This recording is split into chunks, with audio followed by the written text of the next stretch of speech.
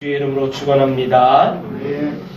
오늘날 교회, 특히 현대 교회, 그 가운데 대형 교회들을 보면 교회가 여러 가지 프로그램으로 진행되어지는 것을 보게 됩니다. 아무래도 사람들이 많다 보니까 그 많은 사람들의 욕구를 채워주기 위해서 여러 가지 프로그램들을 진행하는 것으로 그렇게 이해하게 되는데, 제가 교육자 생활할 때도 보면 아무래도 교인들이 많다 보니까 이제 교인들이 어떤 교인들은 성경 공부를 좀 하고 싶다, 어떤 교인들은 제자반을 하고 싶다, 어떤 교인들은 또 전도대를 하는 그런 훈련 과정들을 좀 배우고 싶다, 뭐 다양한 욕구들이 있어요. 뭐 요즘 시대에는 또 그런 그 외에도 어떤 동호회 같은, 운동 동호회 같은 그런 동호회라든지 아니면 뭐 만들기, 그리기, 뭐 이런 것 여러 가지 그런 욕구들을 채우기 위해서 교회들이 다양한 프로그램들을 하는 것을 볼 수가 있는데, 근데 이러한 것들 중에 상당수가 상담에 관련된 것들이 많아졌습니다.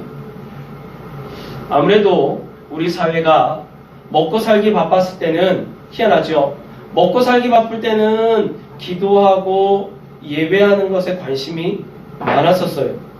그런데 이제 어느 정도 지금 먹고 사는 시대가 되다 보니까 이런 먹고 사는 문제에서 벗어난 시점에서 다양한 이 심리적인 문제들이 발생하더라는 거죠. 예를 들면 부부관계, 또 부모-자녀 관계, 뭐 대인관계. 그러니까 그동안에는 먹고 살기 바빠서 신경 쓰지 못했던 그 많은 일들이 요즘은 알게 모르게 갈등하는 모습으로 적지 않게 나타나고 있다는 겁니다. 그래서 이러한 심리적인 부분들을 다루어 준다는 면에서 교회들이 이런 프로그램을 한다는 건 참으로 좋습니다.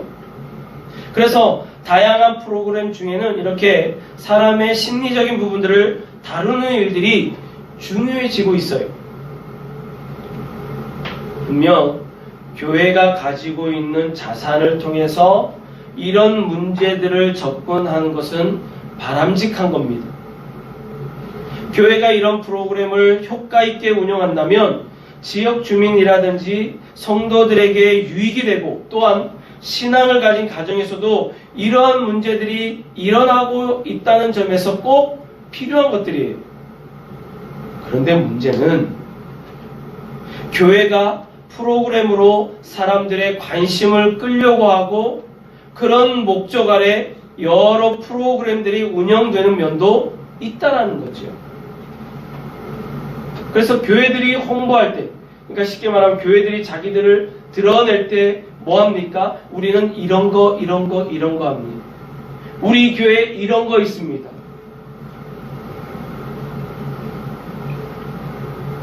또 경우에 따라서 시대에 뒤처지지 않기 위해서 철학적인 고려 없이 프로그램만 도입해서 운영하는 경우들도 많이 있어요. 그래서 이런 프로그램 한두 개쯤은 있어야 어디 가서 말할 수 있다, 그런 생각을 하는 거예요. 예를 들면 우리 교회를 보세요. 우리 교회 보면 뭐 큰 교회에서 할 수 있는 건 없지만 어쨌든 우리 교회도 우리 교회 나름대로 할 수 있는 일이 있습니다. 프로그램으로 운영하자면 예를 들면 성경반이라든지 제자반이라든지 할 수 있는 거 있어요. 관심 있는 분들 한두 명 모셔다 놓고 얼마든지 할 수 있어요.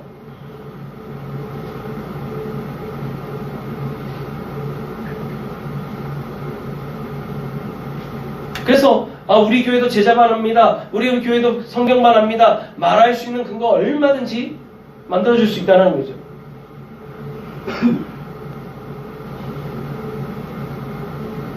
심지어 이런 프로그램이 성경 공부나 설교를 대체하는 현상들도 나타나고 있어요.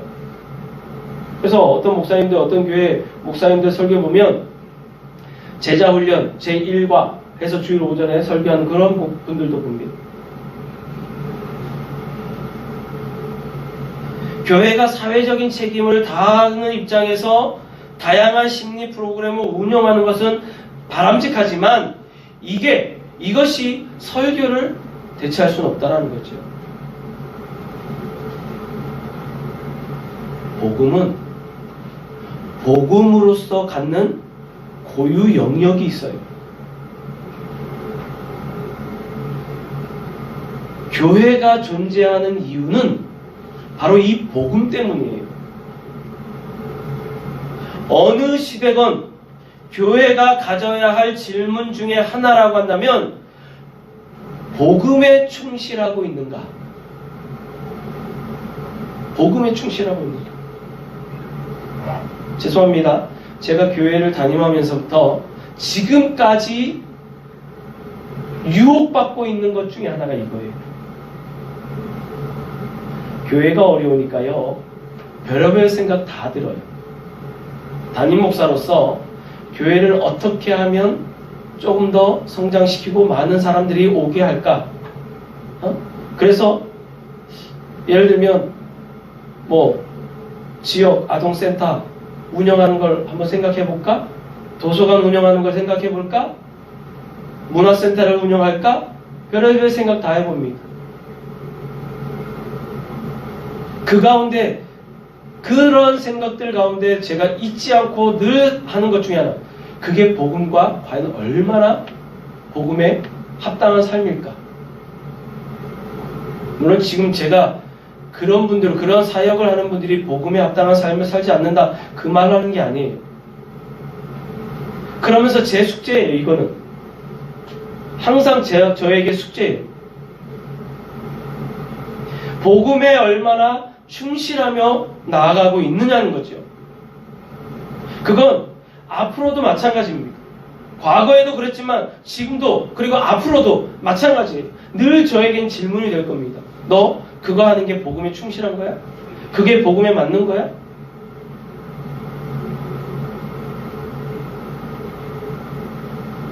복음에 충실하지 못하면 아무리 여러 가지 프로그램으로, 특히나 이 심리학적인 프로그램을 많이 한다라고 해서 교회로서 건강한 모습은 아니라는 거죠. 심리학에 빠진 기독교라고 하는 책을 보면 현대교회가 복음에 충실하기보다는 상담을 비롯한 심리학적 프로그램에 더 치중하는 모습이 많다, 그런 이야기를 합니다. 복음보다는 이 상담, 심리학적인 프로그램에 더 치중하고 있다는 거예요. 사랑하는 여러분, 오늘 우리는 복음에 충실한 교회인가를 돌아보면서 이걸 교회에만 적용시킬 게 아니라 오늘 우리들에게, 오늘 여러분 자신들에게도 적용해 봐야 된다는 거예요. 나는 복음에 충실한 사람인가? 여러분, 우리는 이 복음보다 더 우선하거나 더 가치 있게 여기는 것이 있다면 그것이 우상숭배라는 것을 알아야 합니다. 복음적 가치를 우선하는 삶의 지향을 분명히 해야 된다는 거예요. 그래서 오늘은 갈라디아서를 살피면서 바울이 전한 이 복음의 핵심에 대해서 살펴보려고 해요. 흔히 바울이 전한 내용을 알려면 로마서를 읽으라고 그렇게 말을 합니다. 그런데 그것보다 집약적으로 알고 싶다면 갈라디아서를 읽으라고 합니다. 그러니까 그만큼 이 갈라디아서는 바울이 전한 복음, 그리고 그 복음을 가장 중요하게 여긴 바울 자신에 대해서 잘 드러내주고 있어요. 그래서 우리는 이 갈라디아서의 한 부분인 본문을 통해서 성도의 정체성을 다시 한번 점검하는 시간을 가지려고 합니다. 그러면서 세 가지 질문을 던져보려고 해요. 그 첫째가 나는 계시를 받은 자인가? 계시를 받은 자인가? 사실 우리나라 상황에서 이 계시를 받았다라고 하는 표현하면 종종 왜곡되는 경우들이 많아요. 특히 이 계시를 받았다는 표현들을 어디서 많이 써요? 이단, 이단 교회들에서 많이 씁니다. 이 계시를 받았다는 표현들을. 근데 성경적인 표현이 오히려 성경에 보면 이 계시를 받았다라는 것이 우리에게 더 친근함을 가져와야 되는데 이놈의 이단들 때문에 우리가 이 계시 받았다는 말을 많이 표현을 못하는 거예요. 이 계시 받았다는 말은 다른 사람과는 구별된 모습으로 특별하게 하나님의 지시하심을 받은 경우들, 다시 말하면 가령 이런 경우들이에요. 하나님의 음성을 직접 들었다 라든지 아니면 환상을 봤다든지 아니면 하나님의 뜻이 담긴 꿈을 꿨다든지 그것도 아니면 기도하는 가운데 뭔가 강렬한 것을 느꼈다. 그러니까 이런 경험적인 현상에 맞춰서 계시를 이해하는 경향들이 많다라는 거예요. 근데 여러분 우리가 알 건 이런 경험적인 것들은 개인마다 다를 수 있다는 거죠. 사실 하나님은 지금도 필요하시다면 언제든지 이런 것보다 더 놀라운 체험을 하실 수 있습니다. 하지만 어디까지나 필요하시다면이라고 하는 전제 조건이 있는 거예요. 왜냐하면 하나님께서는 이미 충분한 당신의 계시를 우리에게 주셨습니다. 무엇을 통해서요? 여기 주셨잖아요. 이게 하나님의 계시잖아요. 이게 하나님의 계신 거예요. 그러니까 오늘날 우리가 경험하는 모든 계시적인 현상들, 뭐 기도 가운데 무슨 강렬함을 느꼈다든지 아니면 뭔가 깨닫게 했다라든지 이런 어떤 경험적인 계시적인 현상들은 여기에서 비춰봐야 된다는 거죠. 하나님이 이미 우리에게 주신 이 성경에 비춰서 판단할 필요가 있는 거예요. 어쨌든 우리나라에서의 이 상황에서 계시를 받았느냐라고 하는 질문은 왜곡될 수 있기 때문에 본문에서 의미하는 내용이 뭔지 더불어서 오늘날 우리가 어떻게 적용할 수 있는지 살펴보려고 합니다. 자, 먼저 우리는 바울이 계시를 받았다라고 하는 분명한 의식이 있다는 점을 알아야 합니다. 그는 자신의 일에 대한 근원을 오직 예수 그리스도의 계시로 말미암은 것이고 그렇게 말합니다. 12절에 오늘 본문 12절에 보면 그렇게 말하고 있어요. 이걸 이해할 수 있는 말도 제시하는데 16절에 가서 보시면 그의 아들을 이방에 전하기 위하여 그를 내 속에 나타내시기를 기뻐하셨을 때에 그러니까 이처럼 계시라는 건 기본적으로 하나님께서 나타내 주시는 거예요. 그러니까 주체자는 어디까지나 하나님이시고 결코 개인이 갖고 싶다라고 해서 갖는 것도 아니고 내가 보려고 해서 보는 것도 아니라는 거예요. 계시라고 하는 말 자체가 가려진 것을 걷어내고 보여주는 거라는 말이거든요. 가려진 걸 걷어내고 보여주는 거예요. 따라서 그리스도의 십자가의 복음은 내가 알려고 해서 알아지는 것도 아니고 또 믿으려고 해서 믿어지는 게 아니라 하나님께서 오직 그걸 깨닫게 하실 때 우리는 비로소 알고 믿어진다는 거죠.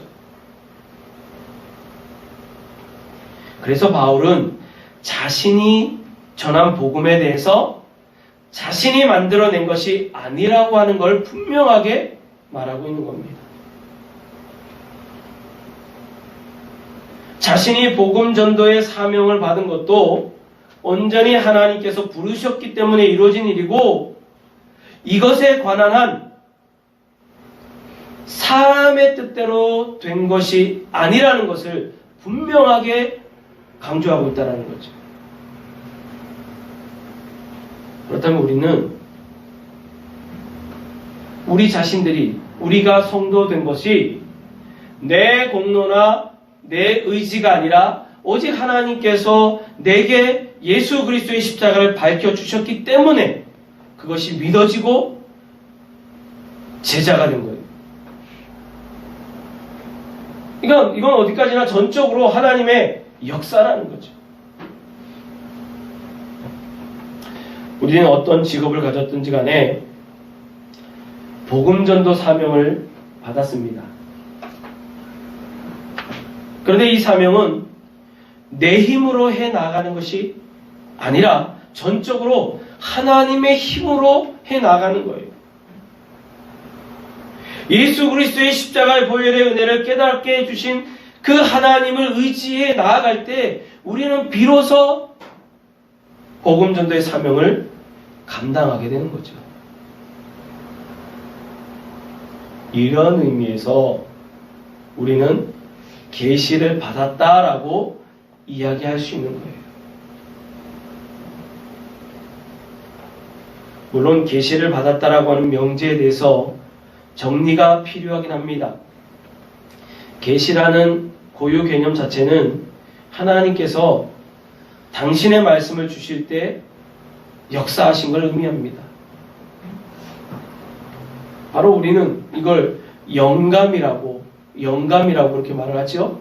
영감이라고 하는 개념으로 이야기하는데, 이런 의미에서 계시는 선지자나 아니면 사도들에게만 임했다라고 말할 수 있어서 그 선지자와 사도들의 글 외의 것을 우리는 성경이라고 말하지 않아요.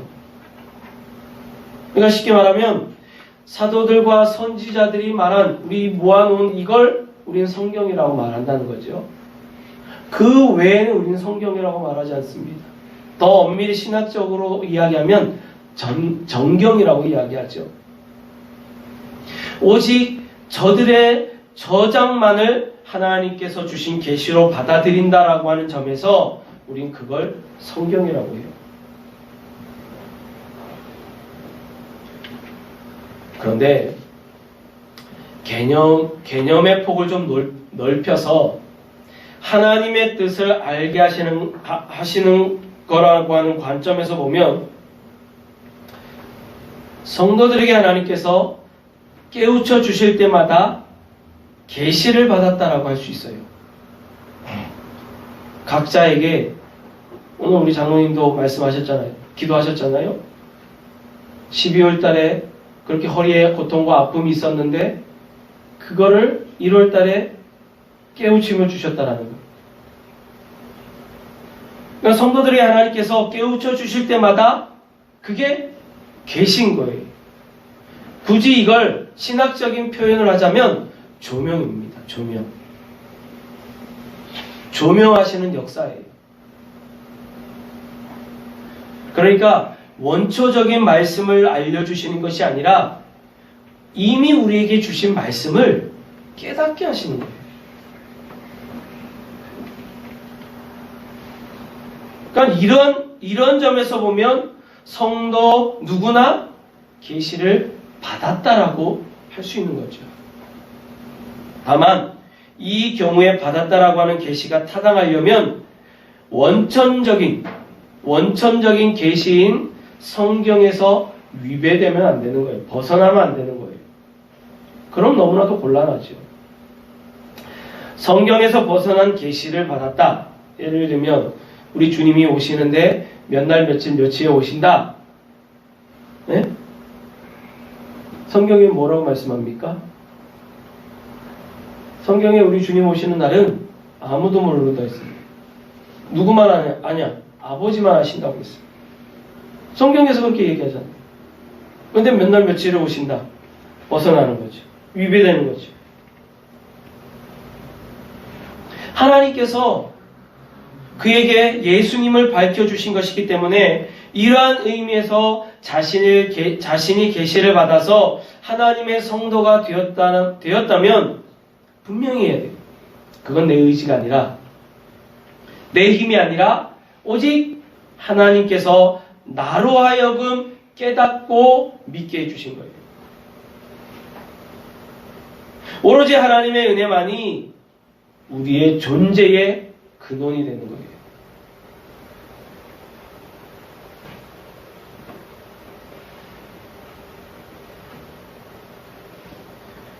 그리고 두 번째로 우리가 잊지 말아야 할 것은 구원받은 것, 사명을 받은 것, 계시를 받는 데에는 우리의 공로가 들어갈 틈이 전혀 없다라는 거예요. 단 1도 우리의 공로가 들어가서는 안 돼요. 전적으로 하나님의 역사지만 이렇게 이미 구원의 믿음을 받은 자라면 거기에 맞는 합당한 노력을 해야 된다는 점을 잊지 말아야 돼. 다시 말씀을 드리면 구원받기 위한 노력이 아니라 구원받은 자로서 또는 하나님의 사랑을 받은 자로서 거기에 합당한 모습으로 살아가고 있느냐라는 겁니다. 이게 두 번째 질문이에요. 이건 바울을 예로 들 수 있어요. 바울을 예를 들 수 있어요.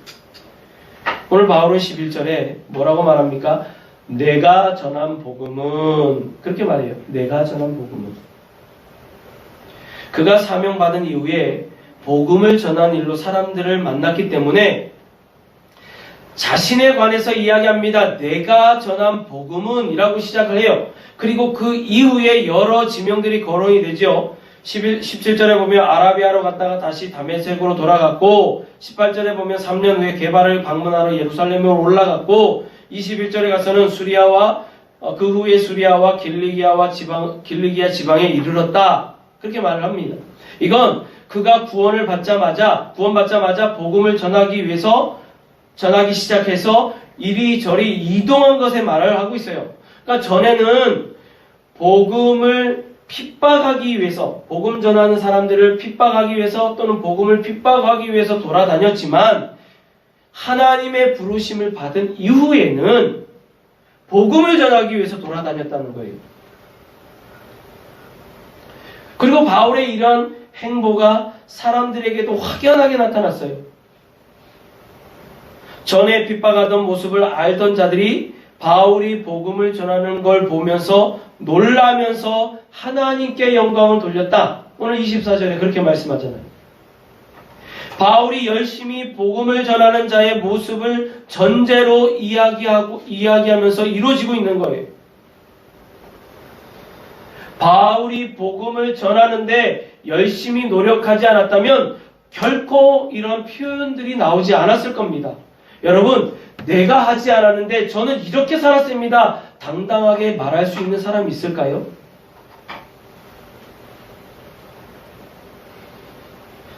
또한 굳이 본문이 아니더라도 바울이 복음을 전하기 위해서 애쓰고 노력한 걸 부인할 사람은 아무도 없어요. 왜냐하면 부르심을 받은 이후에 그의 삶은 전적으로 복음을 전하는 삶을 살았으니까. 그렇다면 바울의 이러한 모습을 통해서 우리 자신에게 질문을 던져볼 수 있어야 한다는 거예요. 그럼 나는 과연 복음에 합당한 노력을 얼마나 하고 있느냐? 우리가 하나님의 은혜로 십자가의 구속을 받은 건 감사한 일인데, 감사하다고만 하면서 은혜의 자리에만 머물러 있어서는 안 된다는 거예요.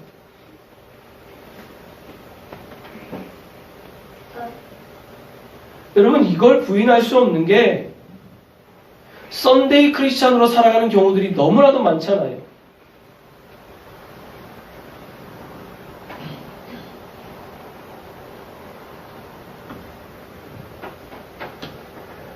썬데이 크리스찬들이 얼마나 많습니까? 더군다나 코로나 때문에 코로나 시대가 된 이후에는 이 썬데이 크리스찬들도 이제는 너무 자유분방합니다.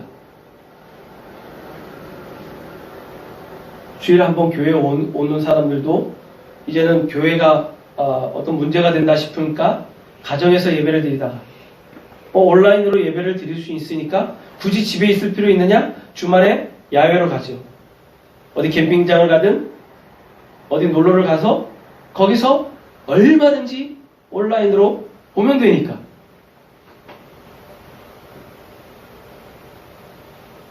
이제 앞으로 이런 일이 더 문제가 돼요. 분명히 문제가 될 때가 올 겁니다. 그래서 이미 어떤 분들은 이야기해요. 목사님, 그 온라인 실시간으로 해주던 거 계속 해주시면 안 돼요? 요구하는 사람들이 생겼습니다. 물론 대형 교회든 큰 교회들은 실시간으로 계속 하니까 그건 자연스러운 일들이에요. 근데 이제는 적은 교회들, 작은 교회들, 정부에서 20%, 10% 이렇게 두다 보니까 모든 사람들이 다 한꺼번에 나오지 못하는 상황이 되다 보니까 일부의 사람들은 이제 자유롭게 예배를 드린 상황이 됐어요. 그래 이제는 자연스럽게 대놓고 이야기합니다. 요구합니다. 목사님, 실시간으로 계속 해주시면 안 될까요?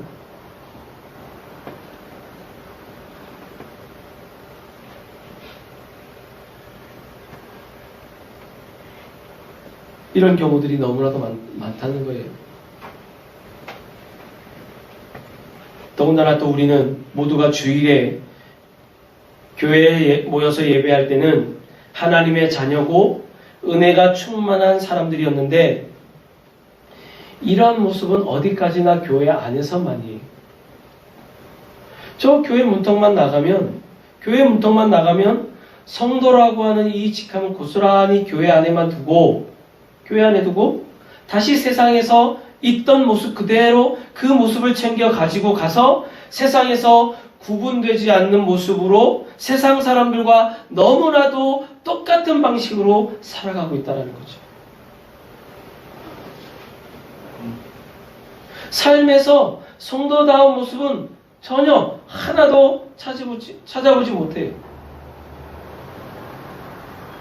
사는 모습은 참 바쁜데 그 바쁜 모습은 받은 은혜를 더욱 풍성하게 하려고 하는 열심이 아니라 세상 욕심을 채우려고 하는 그 욕심밖에 없어요. 그 열심밖에 없어요. 그 욕심은 지금 이 시대에 코로나 시대에 더 나쁜 모습으로 우리들에게 나타나고 있다는 거죠.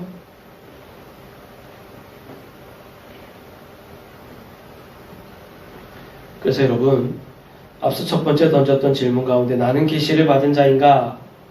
라고 하는 질문이 근원적으로는 중요한 부분이지만 그걸 전제로 우리가 더 중요하게 질문하는 것은 우리는 성도다운 모습으로 부르심을 이루어 나갈 수 있는 삶으로 노력하고 있는가? 더 쉽게 얘기하면 내가 성도다운 삶으로 살아가고 있느냐? 계시를 받은 자로서, 부름을 받은 자로서, 부름을 받은 성도로서 그러한 삶을 살아가고 있느냐? 중요한 겁니다. 과연 우리의 행보로 다른 사람들이 하나님께 영광을 돌리고 있는지 우리 자신들을 점검해 볼 필요가 있습니다.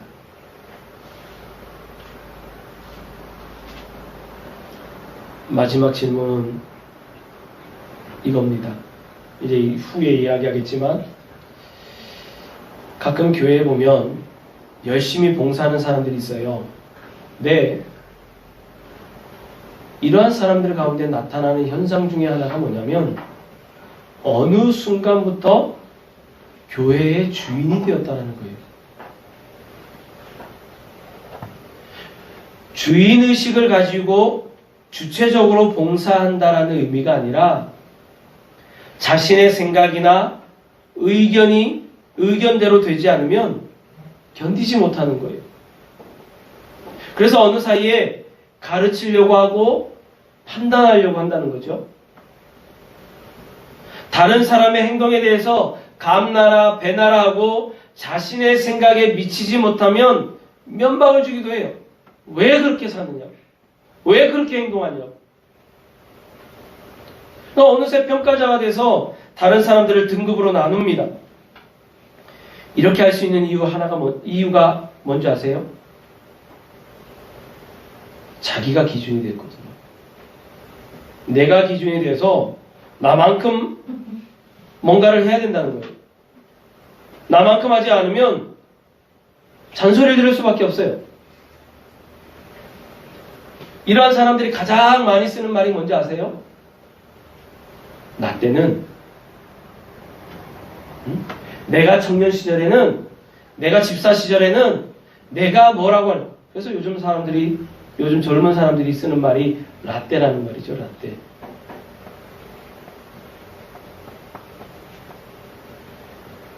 여러분, 이 라떼라는 말을 많이 쓰면, 라떼라고 하는 이 말을 많이 쓰면 요즘 젊은 사람들한테 꼰대라는 소리 들어요.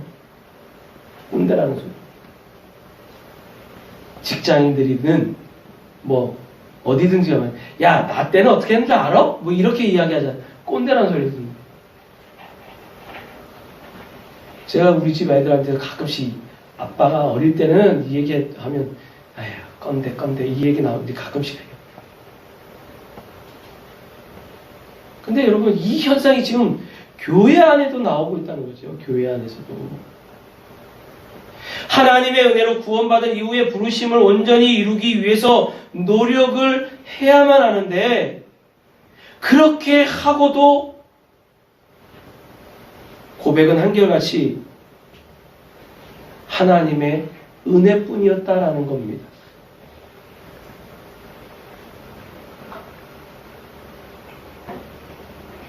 진정으로 하나님의 은혜가 아니면 성도답게 노력하는 것조차 가능하지 않습니다. 그래서 정말로 은혜롭게 사명을 감당하는 사람들은 한결같이 나 때는이 아니라 저는 아무것도 한 건 없습니다. 제가 한 것은 아무것도 없습니다. 그렇게 말을 해야 됩니다.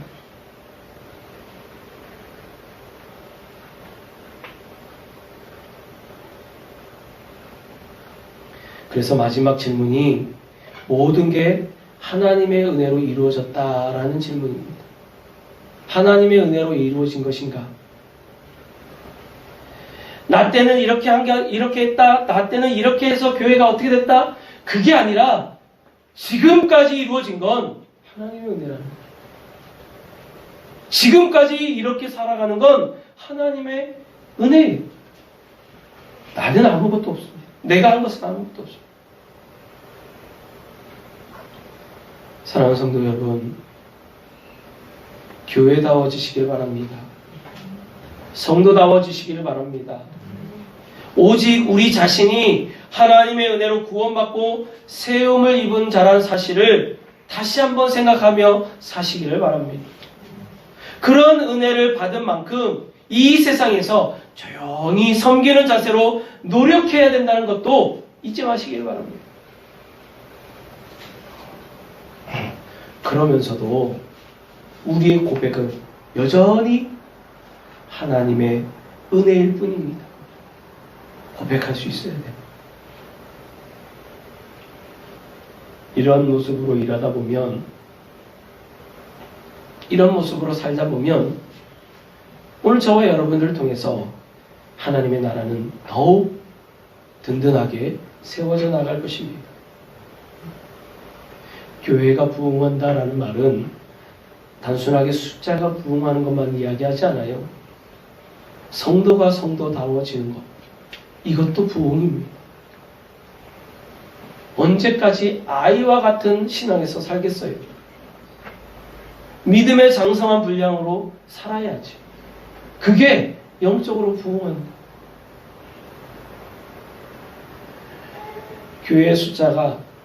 교인들의 숫자가 많은 것을 부흥이라고 말한다면 우리는 망해가는 교회죠. 우리 온세기교회는 망해가는 교회예요. 네, 여러분 한번 생각해 보세요. 우리 인간적으로 한번 생각해 보세요.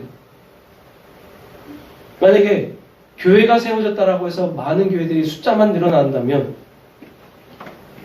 대한민국뿐만 아니라 세계적으로도 이렇게 적은 교회들이 있을 수 있을까요? 없어요. 아니, 더 쉽게 얘기할까요? 학교에서 학생들이 공부한다라고 다 1등 합니까? 아니에요. 거기서 나름대로 개성을 갖고 있는 사람들도 있고요. 학생들도 있고요. 열심히 해도 그 성적에 못 올라가는 사람들도 있어요. 각자의 나름대로 쓰임을 받는 겁니다. 목회자도 마찬가지예요. 교회도 마찬가지예요. 이 숫자면 이 숫자 나름대로 쓰임을 받는 거고요. 저 숫자면 저 숫자 나름대로 쓰임을 받는 거예요. 거기에 필요한 만큼 하나님이 은혜를 주시는 거죠. 교회랑 제가 계속해서 교회 부흥과 성장을 위해서 우리가 기도합시다. 이건 단순하게 숫자의 부흥만을 이야기하는 게 아니라는 것을 여러분 분명히 아셔야 돼요. 우리 신앙적인 부흥도 이루어야죠. 어디까지나 어린아이처럼 어린아이의 신앙에서 그냥 젖 먹는 어린아이처럼 엄마 이거 주세요, 아빠 저거 해주세요 이런 떼 쓰는 거 아이의 그런 신앙에서 살겠어요. 이제는 스스로 알아서 할 수 있는 영적인 성장도 영적인 부흥도 이루어야죠. 우리 교회가 이제 14년째입니다. 그러면 하나님께서 우리에게 또 주신 뭔가 숙제가 있을 거예요. 이 숙제를 우리는 풀어나가야 합니다. 그러기 위해서 저뿐만 아니라 여러분 모두가 함께 노력하는, 함께 하나님의 뜻을 이루는, 그래서 하나님이 이 일을 위해서 나를 여기 부르셨고 세우셨다, 그런 믿음으로 살아가시는 저와 여러분의 삶이 되시기를 바라고, 오늘 이 말씀처럼 하나님이 우리의 부르심을 잊지 말고, 하나님께서 우리에게 우리를 부르심의 그 목적들을 잊지 말고 더욱더 든든하고 견고하게 세워나갈 수 있는 그런 믿음의 성도들이 다 되시기를 주님의 이름으로 축원합니다. 아멘.